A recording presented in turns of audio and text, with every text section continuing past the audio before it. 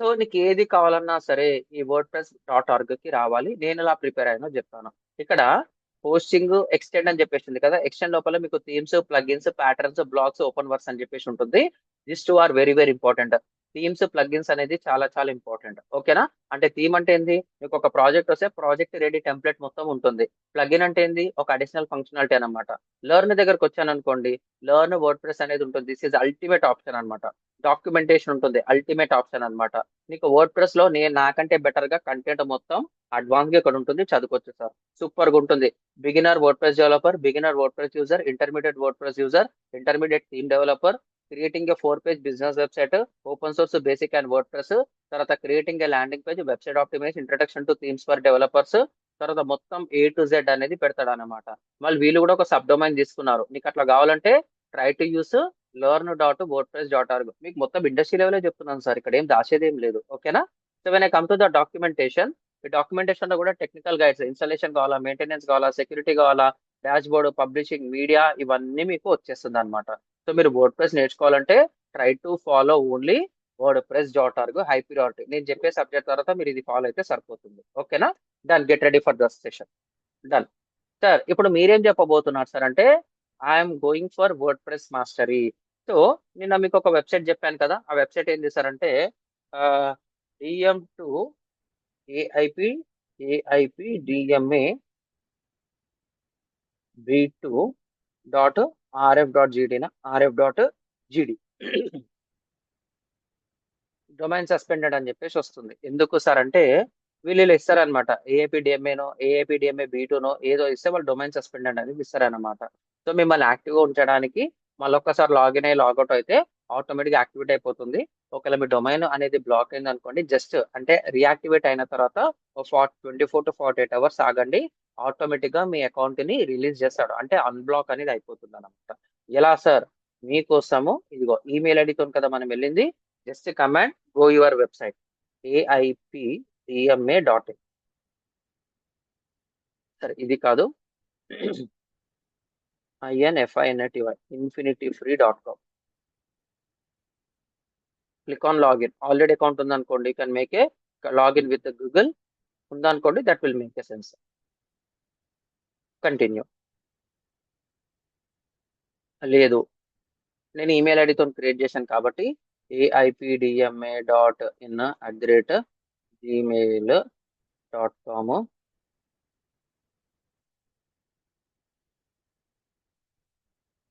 So నాకు login అయితే ఇలా అకౌంట్ వచ్చేసింది. మన వెబ్సైట్ ఇదే కదా, DM2 AIPDMA2.free.in. ఇది ఉందా లేదా చూద్దాము.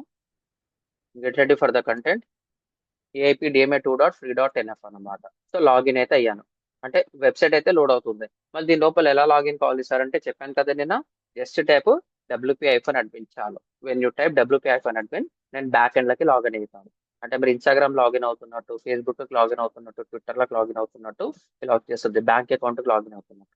నేను ఏ పేరు ఇచ్చానో నా యూజర్ నేమ్ ఏందో తెలియదు కాబట్టి AIPDMA.in@gmail.com.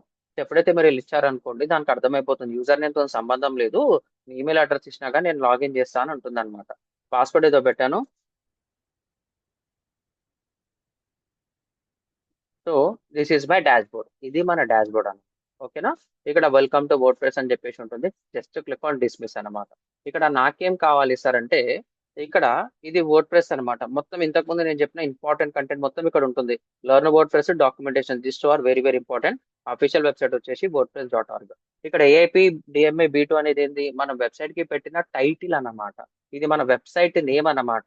ఇది మన వెబ్సైట్ నేమ్, చూడండి కనిపిస్తుంది ఇక్కడ, AIPDMA B2/2 అని అర్థం. So when I go back, ఒక్కసారి లాగిన్ అయిన తర్వాత మళ్ళీ ఇక్కడ క్లిక్ చేశారనుకోండి, ఇదే ఫ్రంట్ ఎండ్, ఇదే బ్యాక్ ఎండ్. క్లిక్ చేస్తే మళ్ళీ ఫ్రంట్ వ్యూ, మళ్ళీ క్లిక్ చేస్తే మళ్ళీ బ్యాక్ వ్యూ.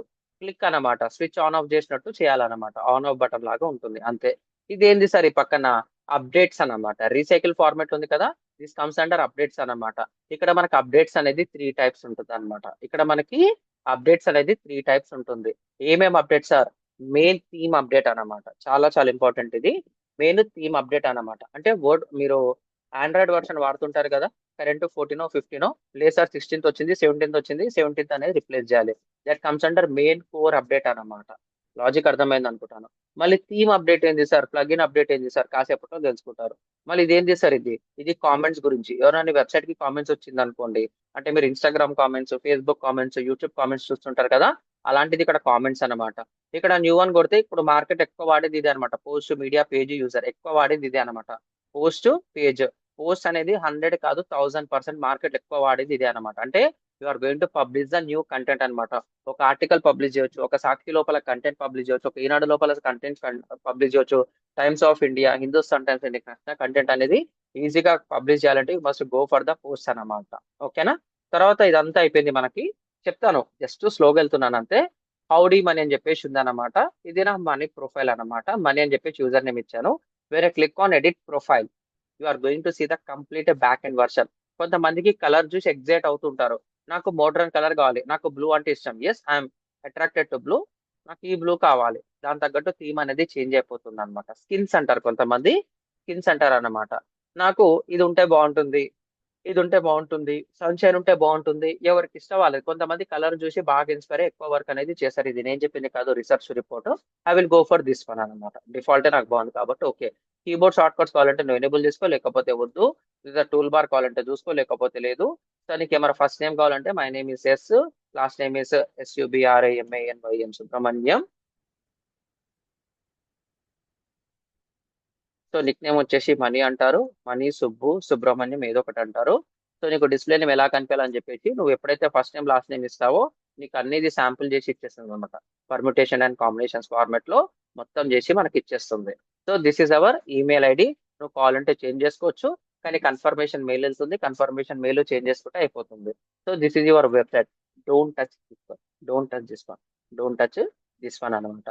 నీ గురించి ఏమైనా కావాలంటే రాసుకో, నీ ఫోటో ఉంటే అప్లోడ్ చేసుకో. ఇది మన ప్రొఫైల్ ని అప్డేట్ చేస్తున్నట్టు సార్. నా సింపుల్ ఒక ఫామ్ నింపినట్టు ఉంటుంది అనమాట అంతే. సో ఇక్కడ ఏమేమి తెలుసుకున్నాం సార్, ఇది వర్డ్ ప్రెస్ క్లిక్ చేస్తే ఇగో ఈ వర్డ్ ప్రెస్ వెబ్సైట్ కి వెళ్తుంది. ఇక్కడ మీకు ఏమేమి కావాలి, క్రెడిట్స్, వర్డ్ ప్రెస్ లోపల ఏమేమి చేంజెస్ వచ్చా మొత్తం వస్తుంది. నేను వర్డ్ ప్రెస్ గురించి తెలుసుకోవాలంటే డాక్యుమెంటేషన్ లోన్ వర్డ్ ప్రెస్ అనేది ఉంటుంది. ఇంకా మీ ఇష్టం సార్, ఇదంతా మీ ఇష్టం. ఇక్కడ క్లిక్ చేస్తే on off button, front end వెళ్తాను.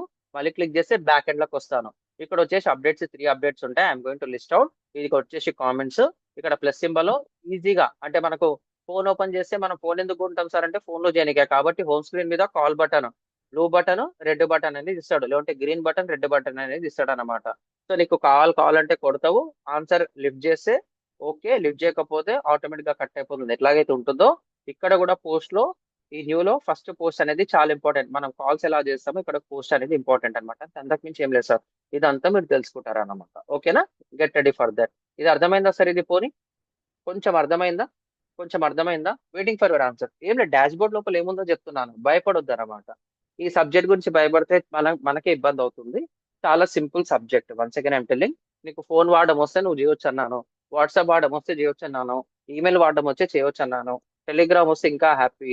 అవి ఎలా వాడితే ఇట్లా కూడా వాడొచ్చు అనమాట. ఎందుకంటే వీఆర్ డికోడింగ్ ఎవ్రీథింగ్ అనమాట. We're decoding everything.